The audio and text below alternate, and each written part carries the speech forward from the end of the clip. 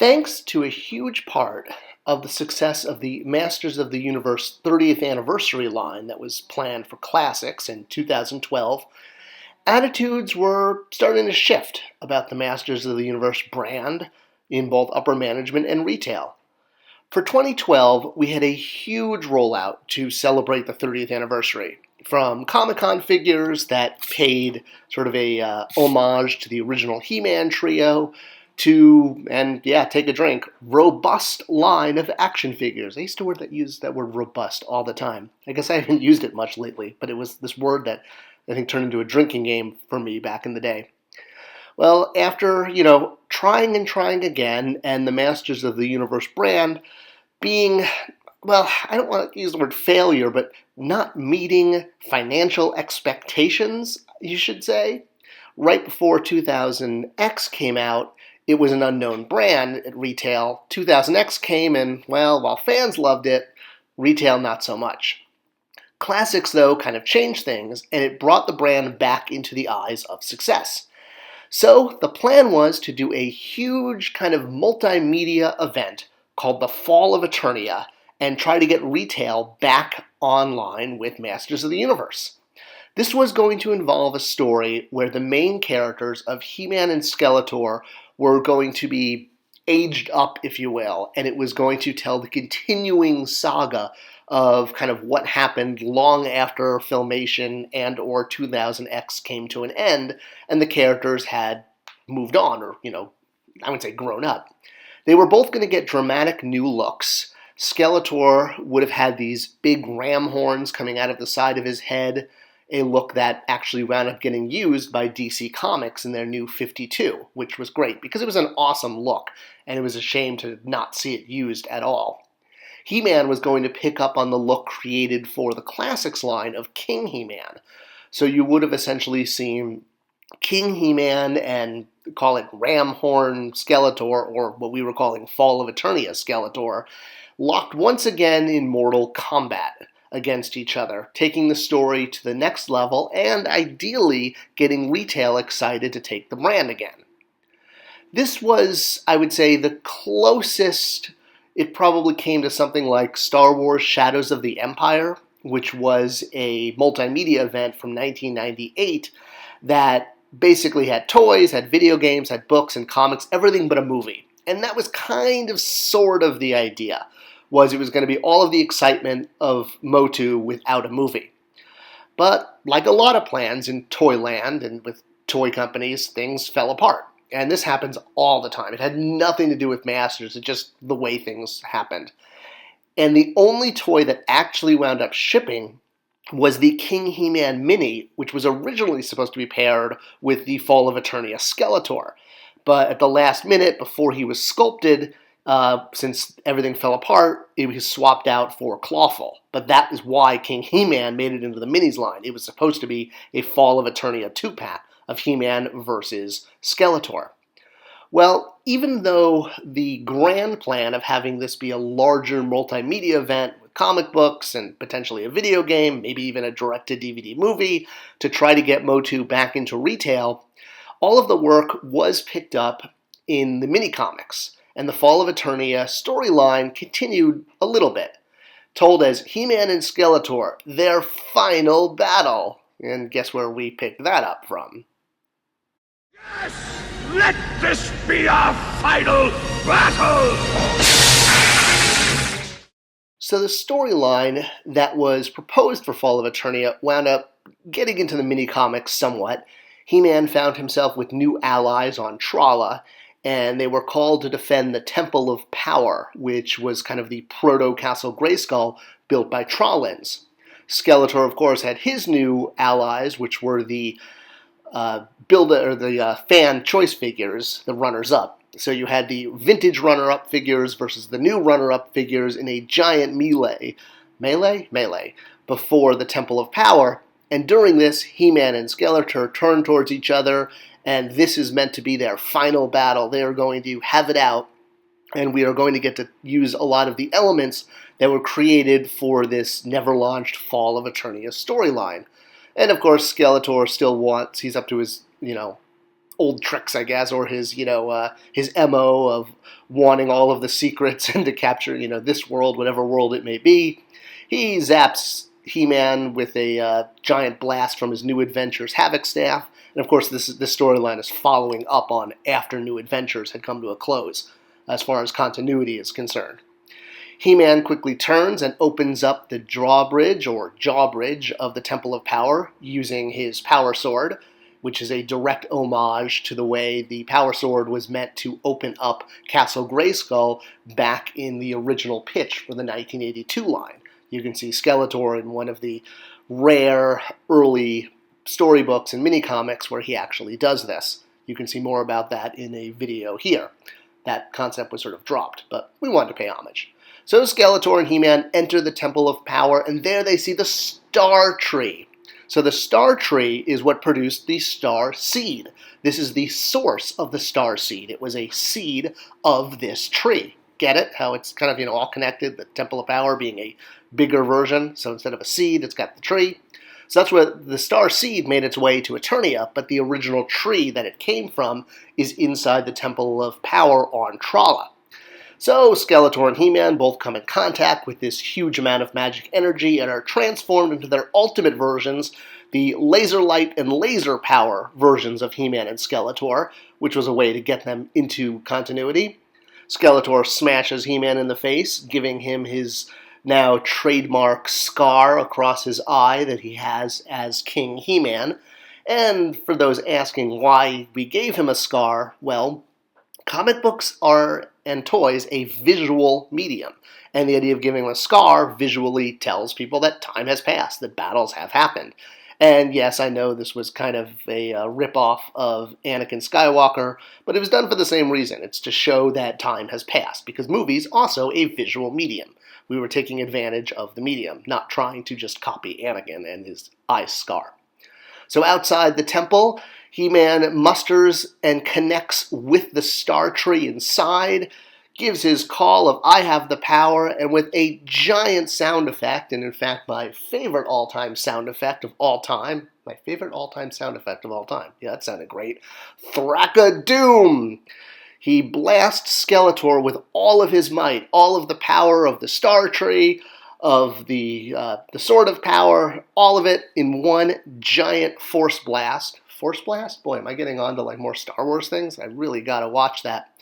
And while this blast doesn't kill or destroy Skeletor, it gives him, a good Thrack-a-Doom, which, by the way, there's a character named Thrack-a-Doom in Savage Dragon, which, is pretty awesome, named after the sound effect, but that's not important right now.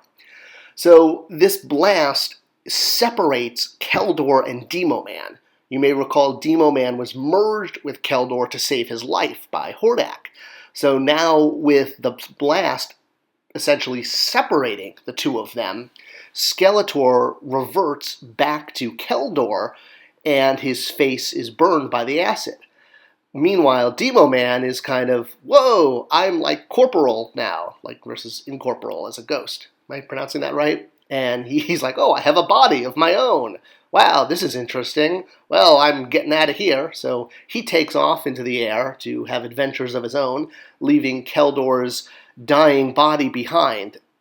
And Keldor, essentially now without the added power of Demo-Man to keep him alive, kind of reverts back to his old self and realizes that he's beaten and admits this, and tells He-Man that these wounds are not his fault, because, as you recall, the fact that he has a burned face has nothing to do with Demo-Man or with He-Man hitting him with that giant Thrack-a-Doom blast from the Power Sword. The reason he has a burned face is his own doing, because his face was burned by acid back in the 2000X series when he tried to throw an acid vial at his half-brother Randor to kill him and claim the throne, and the vial bounced back off Randor's shield into Keldor's face. So now that he's restored back to Keldor without the power of Demo-Man, he's essentially dying again, just like he was before he was bonded with Demo-Man. And because he still loves Eternia, he essentially asks He-Man to rule in his stead because he knows he's done for, and kind of redeems himself. And it seems like that may be the end of Skeletor, but not the end of He-Man's adventures, because there are many more to come and new enemies to attack, such as the Unnamed One and Skeleton, and even Demo-Man is now back in his own body.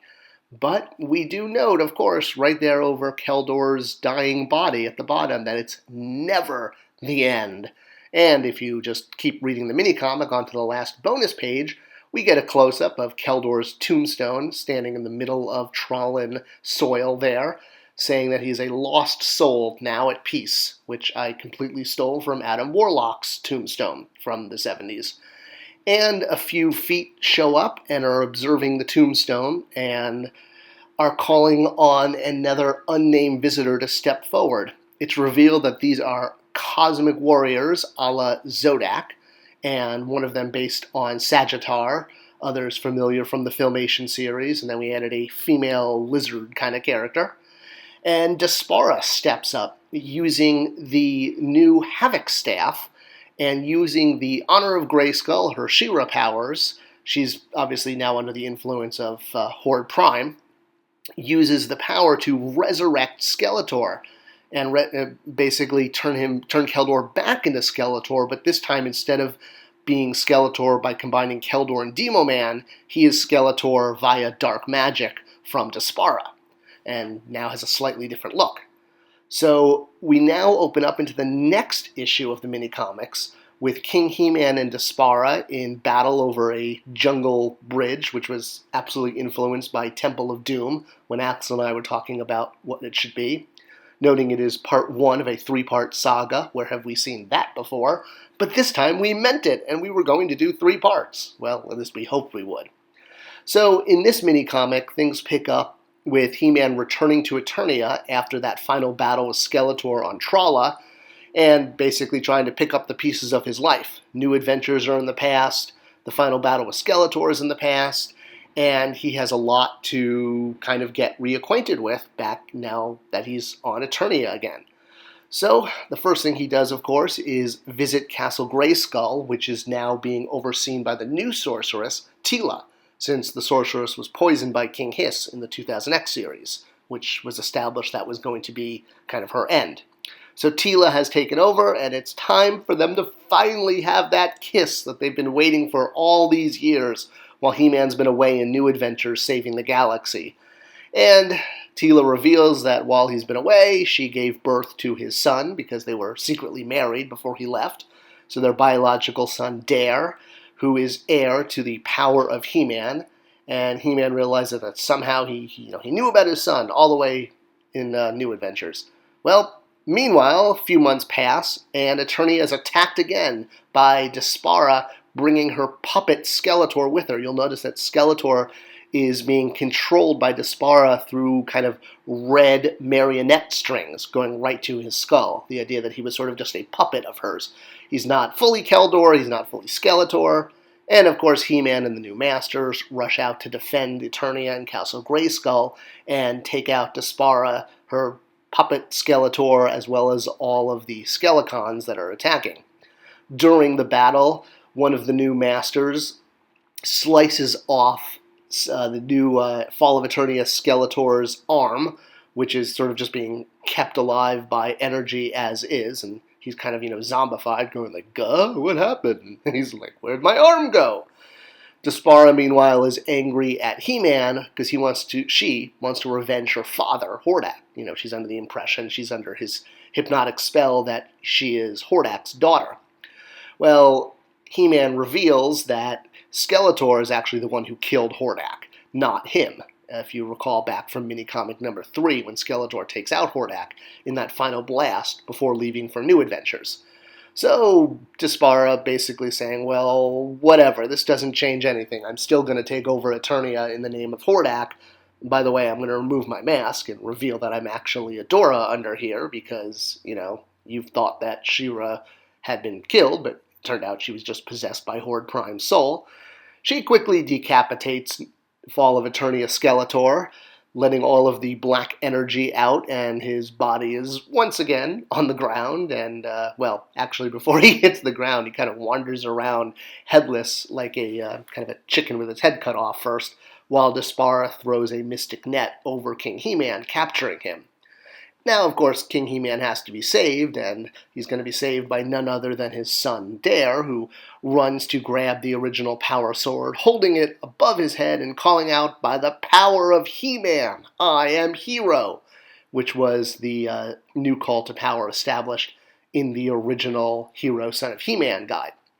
And as Hero jumps into battle, you will see at the top of the panel that Skeletor has now collapsed and his headless body on the ground. What was going to happen is the Great Black Wizard, who was our kind of Dowek Machina character, who would always step in to do whatever we needed when magic was needed, was essentially going to resurrect Keldor. He couldn't bring back Skeletor now, but he could at least bring Keldor back, and was going to do so as a fiery spirit, so that Keldor could be one of Skeletine's advisors, much like Horde Prime and Hero Dare would have the original Hero and King Grayskull as his advisors, as the battle would continue with the energy version of Castle Grayskull, now that the original castle had been destroyed, and that's how the story would have continued. But that design for Keldor was one of the many things that they got wrong in the last mini-comic, because I had left Mattel at this time. The original concept was he was actually supposed to look like this. He was supposed to be a body on fire, and I sent this exact image of Adam Warlock versus Thanos as reference for how Keldor was supposed to look. But instead they just drew Keldor with some green flame around him. Not the end of the world, but the whole idea was it was setting up what would have been a green, all-clear version of Keldor with some snap-on flame effects to make a really cool-looking action figure. At least that was the hope, that we were setting that up. But there were quite a lot of issues with the final issue, since I was no longer around to brand manage it and edit it. But hey, at least it got made, and that is a huge victory. I'll get into some of the other issues later. And at least the design for Fall of Eternia Skeletor, as I noted in the beginning, did get picked up by DC Comics in their MOTU vs. DC New 52 series. And some fans, like Hunter Knight here, made really cool customs of what this figure could have looked like. And that was Fall of Eternia, the storyline that could have been, that sort of was, that was meant to bring MOTU back to retail, but unfortunately never happened. I hope you like this video and a look into this storyline. If you like it, do subscribe and give it a like. It tells YouTube to share it with other people. Thanks for watching, and I'll see you in the next video.